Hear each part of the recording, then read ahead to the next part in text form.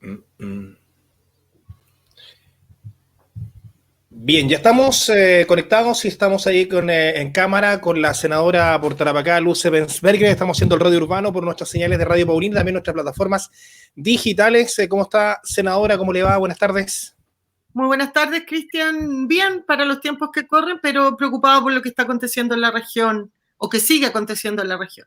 Sí, respecto a eso, a ver si entramos en materia de inmediato. ¿Cuál es su análisis respecto a lo que está ocurriendo en la región de Tarapacá?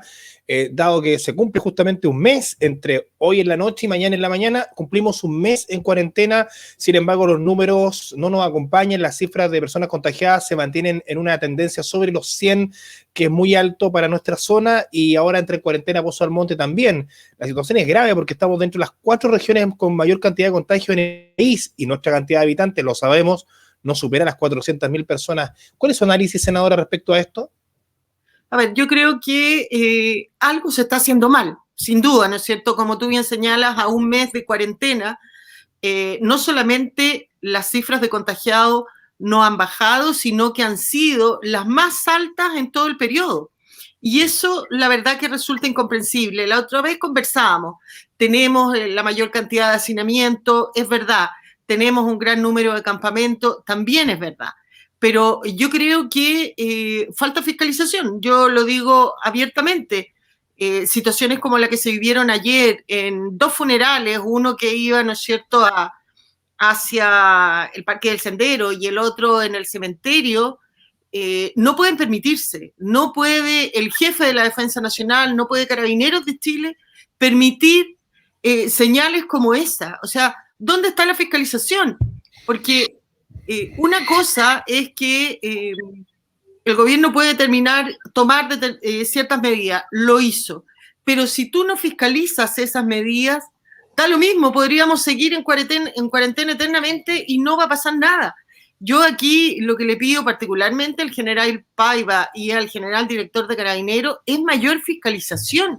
La gente tiene que entender lo que significa estar en cuarentena, la gente tiene que entender, por doloroso que sea la muerte de un familiar y que se quiera acompañar, 100 personas es un número que no resiste análisis, porque no solamente se están poniendo en riesgo ellos, los que asistieron, sino que toda la comunidad. Y lo que es peor, manda señal al resto de la gente que está cumpliendo la cuarentena como corresponde, que da lo mismo, que no pasa nada. Que no está pasando nada, que da lo mismo, todo el mundo sale a la calle. Exactamente, y eso no es posible. Yo creo que no me corresponde a mí, ¿no es cierto?, decir qué hay o no qué hay que hacer, pero sí me corresponde, porque me corresponde velar por el interés de la región, es exigir a quienes están a cargo de fiscalizar que lo hagan de verdad. Obviamente que no le corresponde al general Paiva solucionar los problemas de Tarapacá como es el hacinamiento. Pero sí le corresponde, es su labor, para eso fue designado la fiscalización. En la región existe un número importante de efectivos militares, por lo tanto no es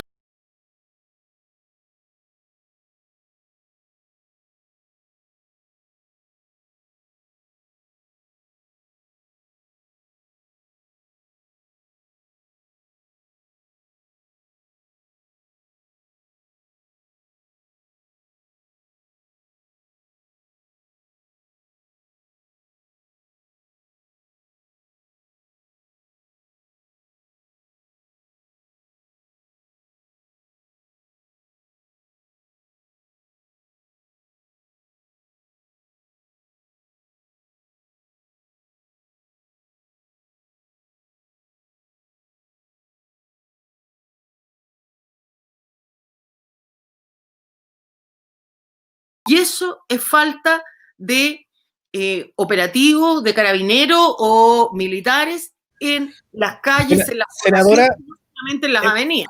Sí, hemos sido críticos respecto a la situación de la fiscalización. De alguna u otra manera, el general Guillermo Paiva se ha molestado frente a estas críticas o comentarios, y uno la hace porque finalmente es lo que te cuenta la gente, la ciudadanía, lo que uno también logra visualizar.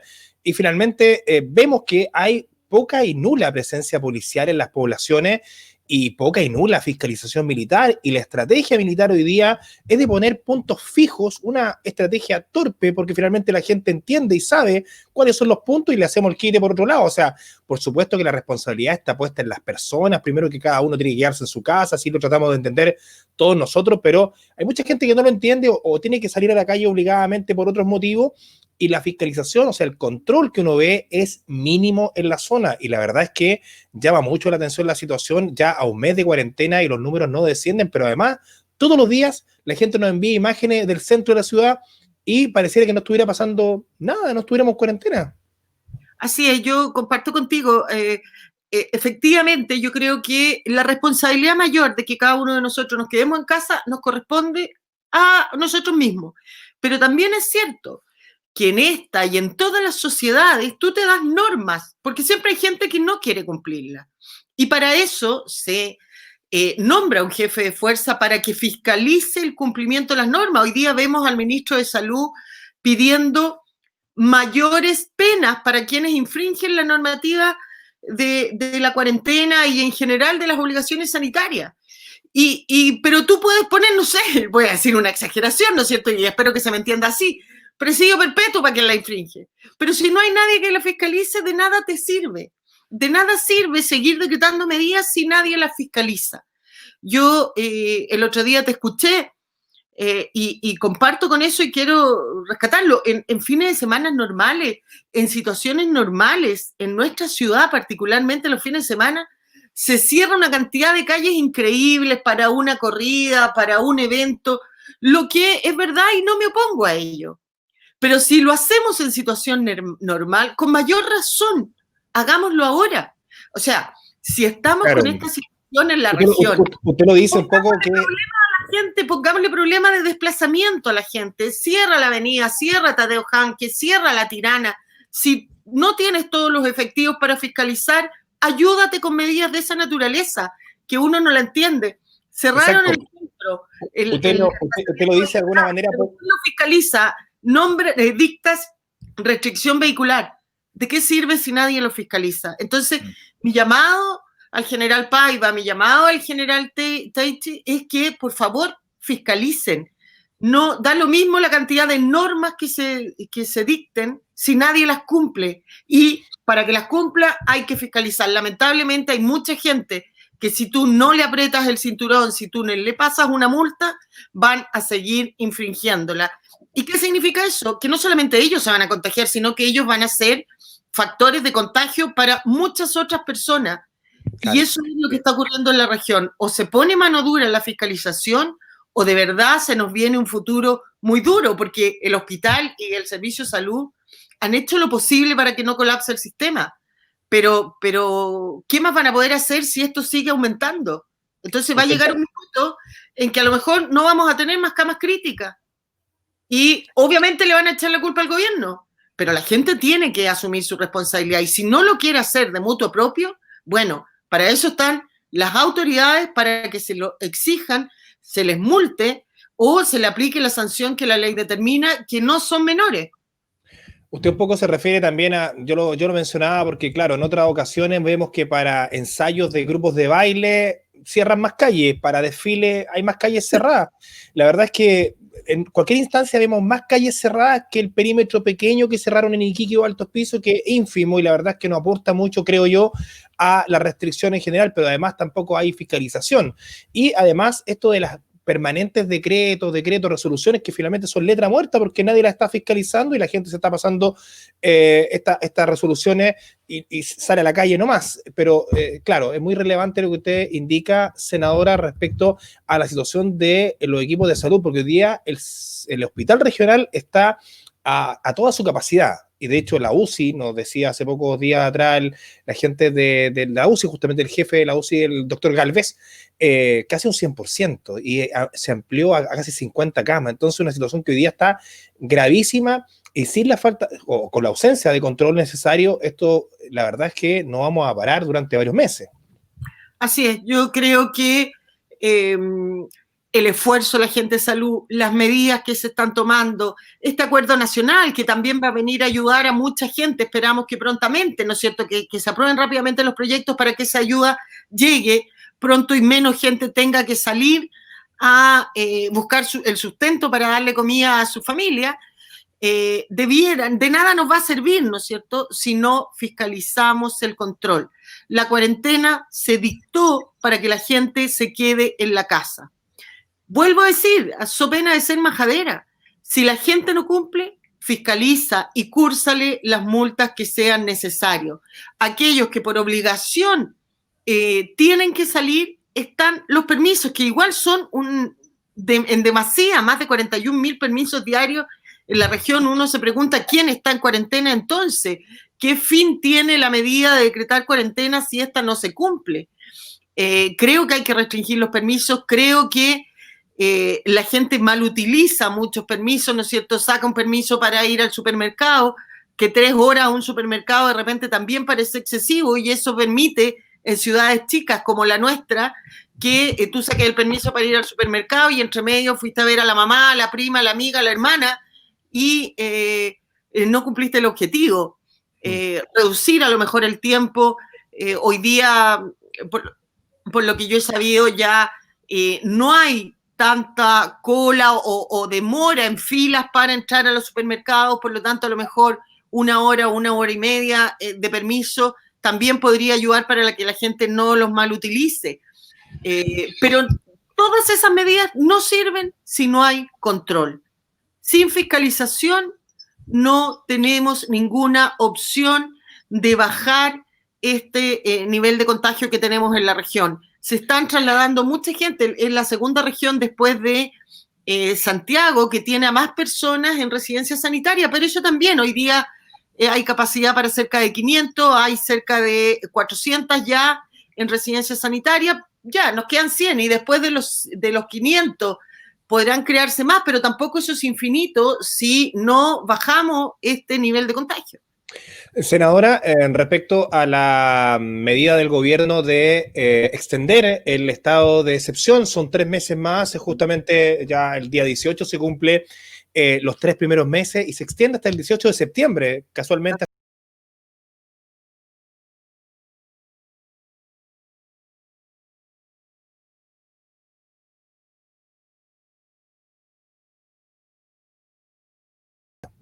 Bueno, yo creo que era lo lógico, no habría sido inentendible, ¿no es cierto?, que se acabara el estado de excepción, porque además el estado de excepción no es simplemente una declaración de reconocer que estamos en crisis, sino que eso faculta al presidente, al ministro de Salud, particularmente a la autoridad sanitaria, ¿no es cierto?, tomar una serie de medidas y tener muchas facultades que en tiempos normales sin ese decreto o sin esa declaración no la tiene. Así que me parece que no existía otra posibilidad, había que postergar el estado de excepción, hay que postergar o mantener la medida, ¿no es cierto?, de los toques de queda, pero una vez más volvemos a lo mismo. Sí, en nuestra región, el general Paiva, el general Telchin no salen a la calle a fiscalizar, es letra muerta. Y con la letra muerta no vamos a bajar los contagios.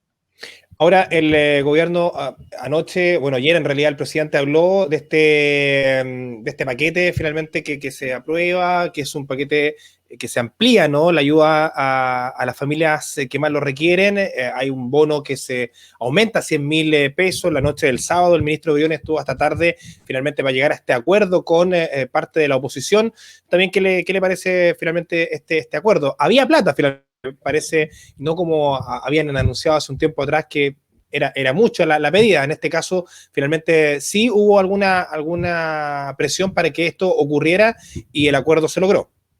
A ver, yo creo que es un esfuerzo notable que hace, no el gobierno del instrumento, que hace el Estado de Chile, ¿no es cierto?, porque esto nos va a perseguir durante mucho tiempo.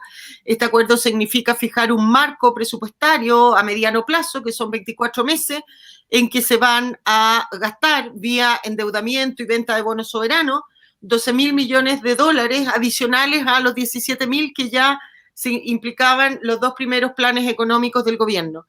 Me parece bien, estos son 3 ejes, que es este marco normativo, ¿no es cierto?, que significa en 24 meses gastar estos 12.000 millones de dólares, esto es flexible, hay que rendir cuenta al Congreso y a la Nación, y en segundo lugar, el segundo eje era tomar medidas para mantener el nivel de ingresos de las familias, que es fundamental, si no quieres que la gente tenga que salir a la calle a trabajar.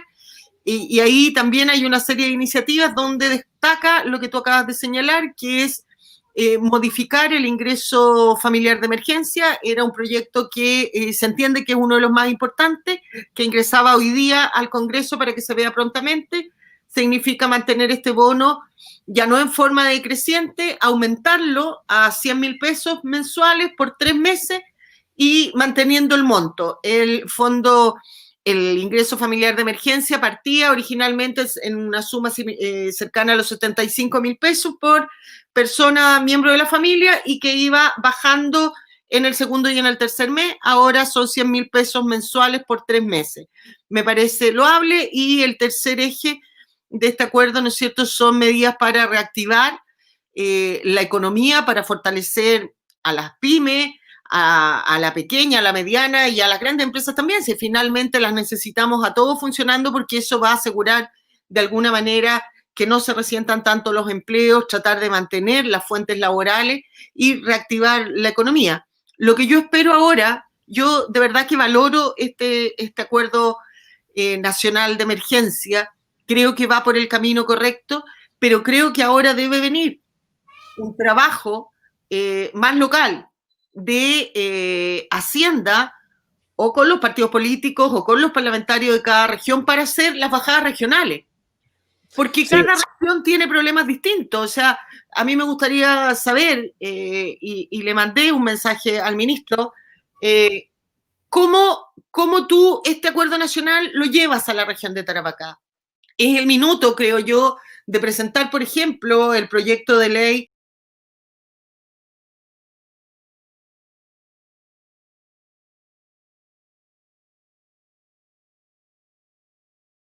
economía regional, porque le estás dando a los usuarios de zona franca un lapso de tiempo en el cual ellos pueden, si invierten, recuperar la inversión, te da certeza jurídica. Creo que empezar a tramitar estos proyectos que son parte del acuerdo nacional, bienvenido sea, hay que hacerlos con prontitud.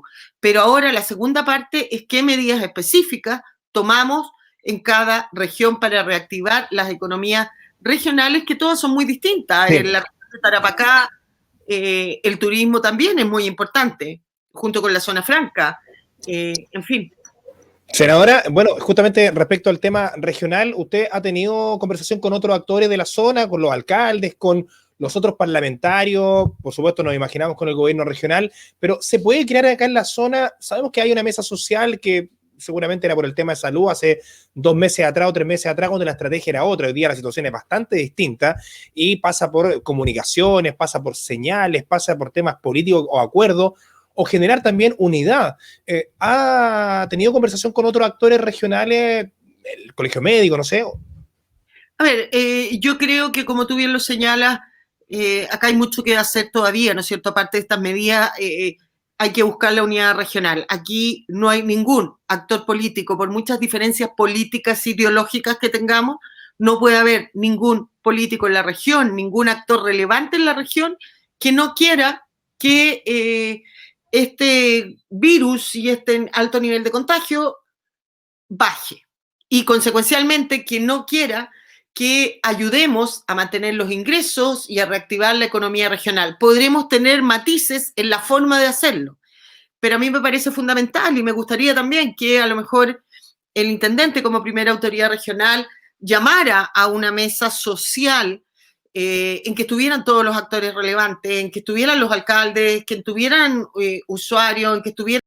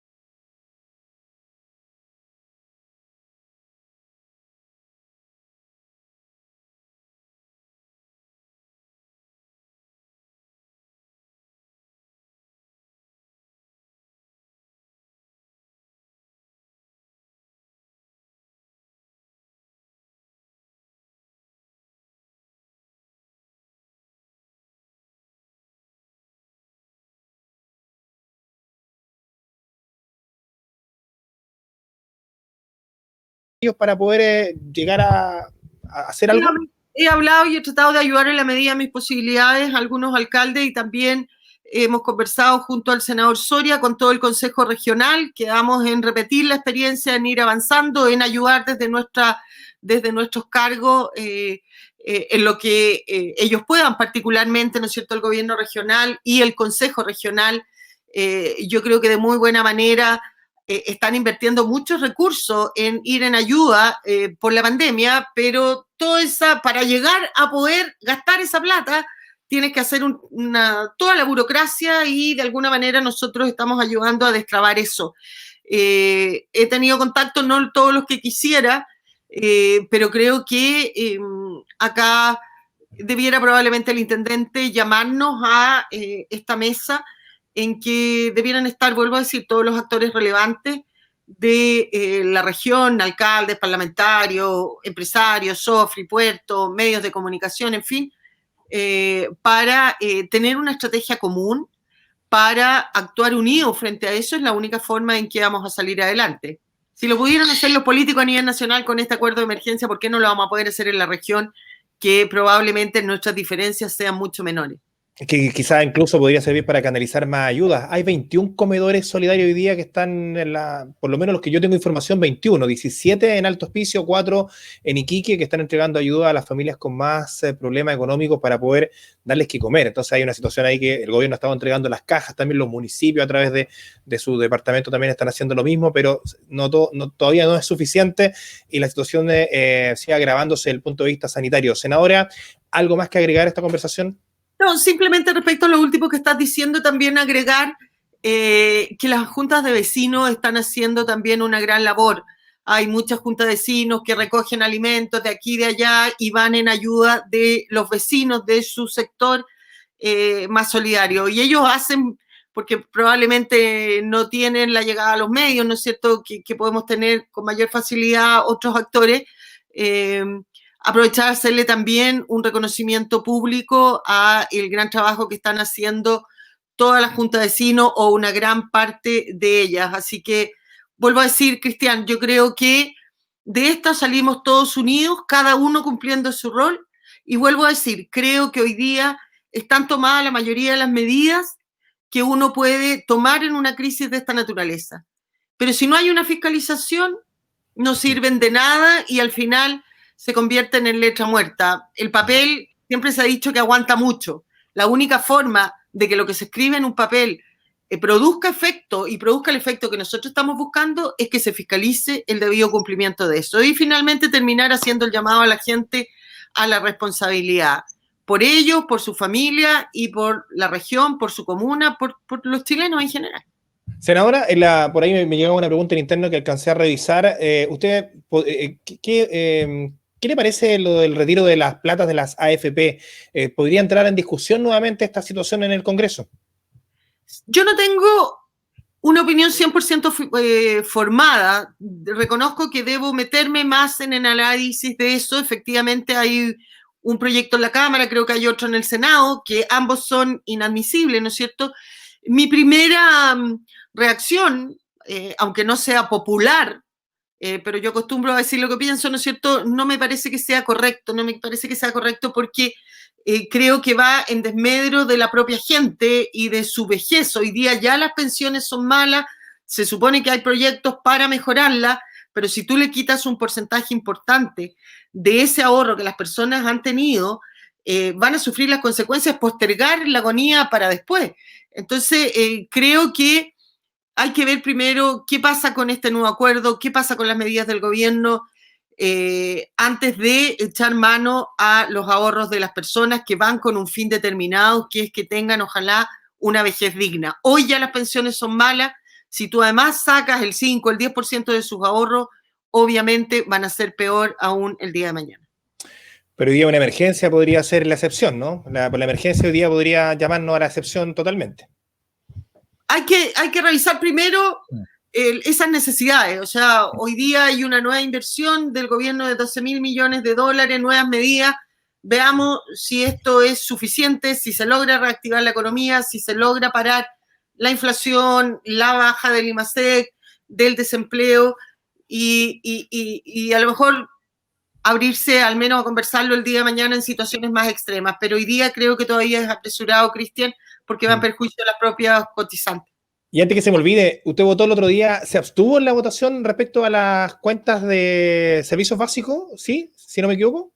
Sí, me abstuve porque es inconstitucional, porque además ya había un acuerdo firmado que cumple el mismo efecto, y la diferencia entre un proyecto de ley y un acuerdo es que al ser estos contratos regulados, al ser los contratos una ley para las partes, al modificárselos de esta manera, se abre una puerta de que las empresas quieran demandar al Estado por indemnización de perjuicio, y por lo tanto eso es una caja de Pandora peligrosa.